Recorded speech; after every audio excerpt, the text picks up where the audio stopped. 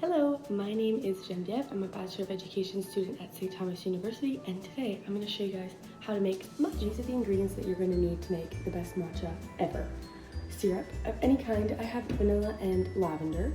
And then milk. I have oat milk. Ice. I have circular ice. And then any sort of matcha powder, I have the one from my local cafe, but you can use any kind, and you can get any on Amazon. And then I have water boiled to, or heated up to exactly 170 degrees Fahrenheit. As for tools, you're gonna need a whisk. I have a bamboo whisk, a sieve. The most important thing to make a really good matcha is a scale. I have a really small one, so it's perfect.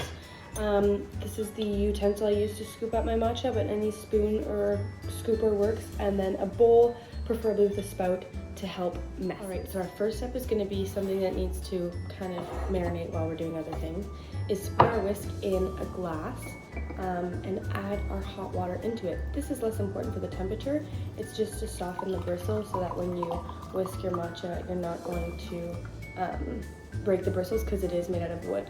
So I let that soak and I just put that onto the side while we get started with our next step, which is measuring out the matcha. So the most important thing to do is turn on your scale and then wait for it to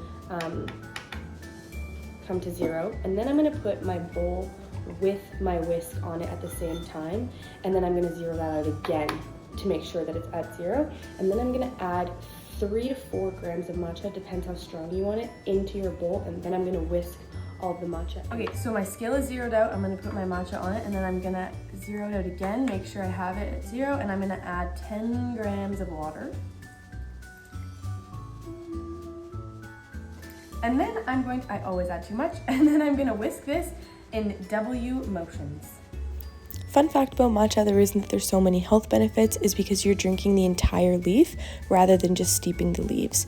This W motion that I'm using here is just to help with texture and break up the clumps. I already zeroed it out. I'm gonna add another 25 grams of water, and this is the good time to talk about why the water's at 170 and not boiling, is because it will actually burn the matcha and it'll taste really bitter. So I'm gonna add 25 grams of water and I'm gonna whisk it in the exact same W pattern as I was doing before. Next thing I'm going to do is add 5 grams of each syrup because I want 2 flavors, but if you just want one, you can just add 10 grams of one of them. Now I'm going to add some ice into my cup. I'm going to fill it up, and then I'm going to add,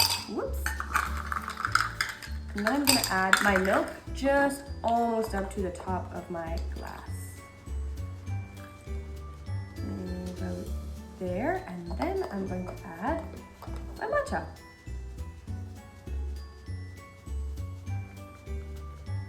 Beautiful. And that is how you make the best matcha ever.